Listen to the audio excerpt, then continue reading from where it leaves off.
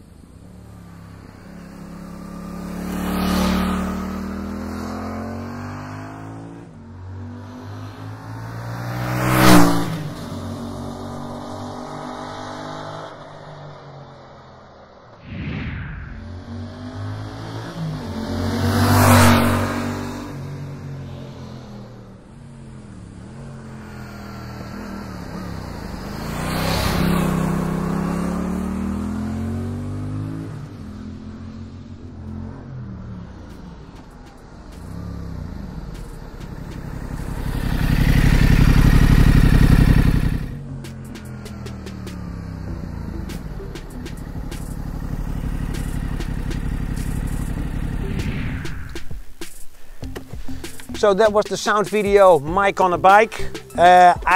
For this small 2-cylinder 700cc, especially when you're on the bike, I like the sound.